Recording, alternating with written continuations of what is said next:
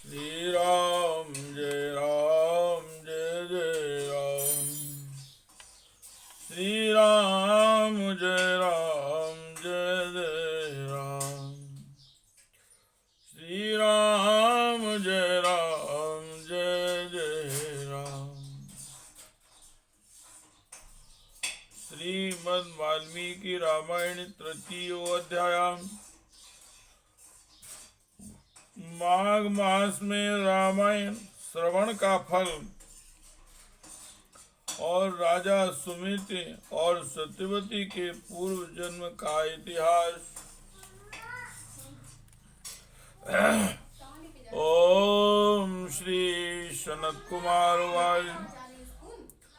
अहो विप्रदं प्रोक्तं मितिहासं चानारद रावणस्य महात्म्यं त्वं पुनर्वद विस्तरात्। सनत कुमार जी ने कहा, महर्षि नारद जी, आपने यह अद्भुत इतिहास सुनाया है। अब रामायण के महात्म्य का पुनः विस्तार पूर्वक वर्णन कीजिए। अन्यमासस्य महात्म्यं कथयस्व प्रसादतः कसुनो जायते तुष्टिर्मुने तन्वचनामृतान्। आपने कार्तिक मास में रामायण के श्रवण की महिमा बताई है। आप कृपा पूर्वक दूसरे मास का महत्व बतलाइए। हे मुने, आपके वचनामृत से किसको संतोष नहीं होगा। ओम श्री नारद उवाच। सर्वे यूयं महाभागा कृतार्था न संशया यथा प्रभावं रामस्य भक्ति श्रोतुमुद्यमतः। नारद जी ने कहा, हे महात्माओं, आप सब लोग निश्चय ही बड़े भाग्यशाली और कृतकृत्य हैं। इसमें संशय नहीं है, क्योंकि आप भक्ति भाव से भगवान श्री रामचंद्र जी की महिमा सुनने के लिए उद्यत हुए हैं। महात्म्य श्रवणम यस्य राघवस्य कृतात्मनाम दुर्लभम बहुरत्यंतं मुनियो ब्रह्मवादिनः।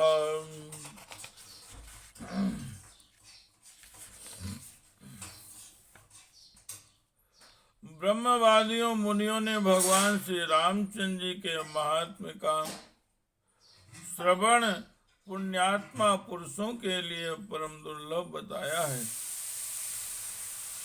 क्षणद्वमृष्यश्चित्र मितियसं पुरातनं सर्वपापप्रशमनं सर्वविषाविनाशनम्।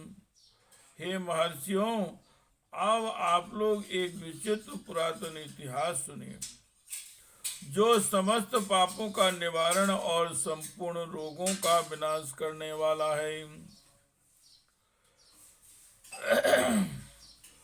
आसीत् पुरा द्वापरे चा सुमितिर्नाम भूपतिः सोमवंशोद्भवा श्रीमान् सप्तद्वीपैकनायकः। पूर्व काल की बात है, द्वापर में सुमिति नाम से प्रसिद्ध एक राजा हो गए हैं। उनका जन्म चंद्रवंश में हुआ था। वे श्री संपन्न और सातों द्वीपों के एकमात्र सम्राट थे। धर्मात्मा सत्य संपन्ना सर्वसंबल विभूषिता सदा राम कथा सेवी राम पूजा परायणः। उनका मन सदा धर्म में ही लगा रहता था।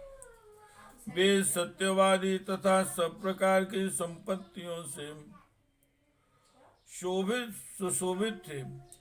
सदा श्री राम कथा के सेवन और श्री रामचंद्र जी की ही समाराधना में संलग्न रहते थे। राम पूजा पराणाम चाम सुसूसुरन् सुर्णहं कृति पूज्य पूजा नृता समदर्शी गुणान्विता। भगवान श्री रामचंद्र जी के पूजा अर्चा में लगे रहने वाले भक्तों की वे सदा सेवा करते थे। उनमें अहंकार नाम भी नहीं था, अहंकार का तो नाम भी नहीं था। वे पूज्य पुरुषों के पूजन से तत्पर रहने वाले समदर्शी तथा सद्गुण संपन्न थे। सर्वभूत हिता शांता कृतज्ञा कीर्तिमान नृपः तस्य भार्या महाभागा सर्वलक्षण संयुता। राजा सुमति समस्त प्राणियों की हितैषी, शांत, कृतज्ञ और यशस्वी थे। उनकी परम सौभाग्यशालिनी पत्नी भी समस्त शुभ लक्षणों से सुशोभित थी। पतिव्रता पति प्राणा नामना सत्यवती सुता ताबुभौ दंपतौ नित्यं रामायण परायणौ।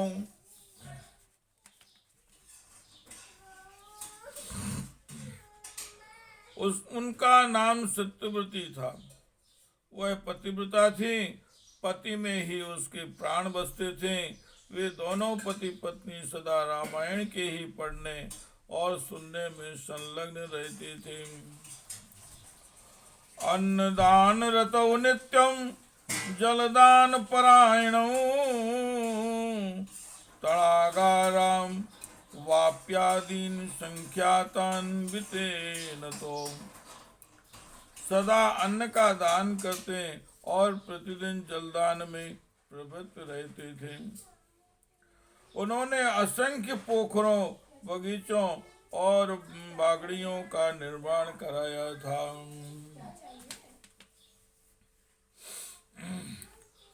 सोऽपि राजा महाभागो रामायण परायणः वाचे शृणुयाद वापि भक्ति वा भावेन भाविताम।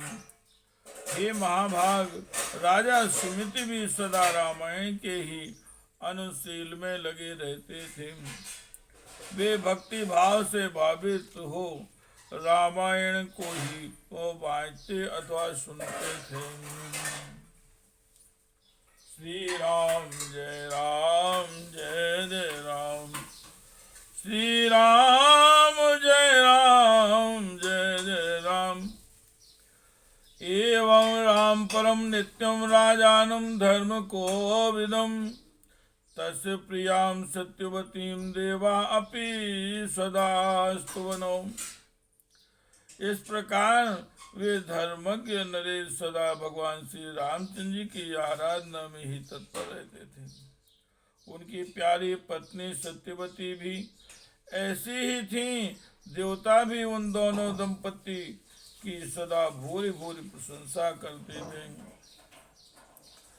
विश्वतो त्रिशो लोकेशो दंपति तौ ही धार्मिकौ आययो बहुभिः शिष्य दृष्टो कामो विभाण्डकः। एक दिन उन त्रिभुवन विख्यात धर्मात्मा राजा रानी को देखने के लिए विभाण्डक मुनि अपने बहुत से शिष्यों के साथ वहां पधारे। विभाण्डकं मुनिं दृष्ट्वा सुखमाप्तो जनेश्वराम प्रत्युद्धयो सा पत्नी का पूजा फिर बहु विस्तरम। मुनिवर विभाण्डक को आया देख राजा सुमिति को बड़ा सुख मिला। वे पूजा की विस्तृत सामग्री साथ ली पत्नी सहित उनकी अगवानी के लिए गए। कृतातिथ्या क्रियं शांतम कृतासन परिग्रहम निजासनगतो भूपा प्रांजलिर्मुनिं ब्रवीत। जब मुनि का अतिशय सत्कार संपन्न हो गया और वे शांत भाव से आसन पर विराजमान हो गए। उस समय अपने आसन पर बैठे हुए भूपाल ने मुनि से हाथ जोड़कर कहा, ओम श्री राजोवाच भगवन् कृत्यो अद्य त्वदम्भ्यागमनेन भो सतामागमनं सन्तः प्रशंसन्ति सुखावहम्। राजा बोले, हे भगवान, आज आपके शुभागमन से मैं कृतार्थ हो गया हूँ, क्योंकि श्रेष्ठ पुरुष संतों के आगमन को सुखदायक बताकर उनकी प्रशंसा करते हैं। यत्र स्यान् महतां प्रेम तत्र यशु सर्व संपदा तेजा कीर्तिर्धनं पुत्र इति प्राहुर्विपश्चिता। जहाँ महापुरुषों का प्रेम होता है वहाँ सारी संपत्तियाँ अपने आप उपस्थित हो जाती हैं। वहाँ तेज, कीर्ति, धन और पुत्र सभी वस्तुएं उपलब्ध होती हैं, ऐसा विद्वान पुरुषों का कथन है। तत्र वृद्ध्यं गमिष्यन्ति श्रेयांशनुदिनं मुने यत्र सन्तः प्रकुर्वन्ति महतीं करुणां प्रभो। हे मुनि, हे प्रभु, जहाँ संत महात्मा बड़ी भारी कृपा करते हैं वहाँ प्रतिदिन कल्याणमय साधनों की वृद्धि होती है। यो मूर्धन्य धार्ये महाब्रह्मन् विप्रपातलोदकम् सा स्नातो सर्वतीर्थेषु पुण्यवान् नात्र संशयः। हे ब्रह्मन, जो अपने मस्तक पर ब्राह्मणों का चरणोदक धारण करता है उस पुण्यात्मा पुरुष ने सब तीर्थों में स्नान कर लिया, इसमें संशय नहीं है।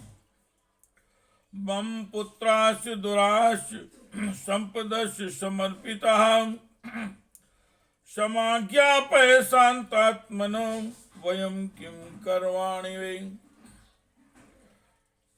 वयं किं करवाणि ते। शांत स्वरूप महर्षि, मेरे पुत्र पत्नी तथा सारी संपत्ति आपके चरणों में समर्पित है। आज्ञा दीजिए, हम आपकी क्या सेवा करें। इत्थं वदन्तं भूपं तं सा निरीक्ष्य मुनीश्वरा इस प्रसन्न करेण राजानं प्रत्युवाचार्तिहर्षितः। ऐसी बातें कहते हुए राजा सुमिति की ओर देखकर मुनीश्वर विभांडक बड़े प्रसन्न हुए और उन्होंने अपने हाथ से राजा का स्पर्श करते हुए कहा, श्री राम जय राम जय जय राम, श्री राम जय राम जय जय राम, श्री राम जय राम जय जय राम, श्री राम जय राम जय जय राम, श्री राम जय राम जय जय राम, श्री राम जय राम जय जय राम।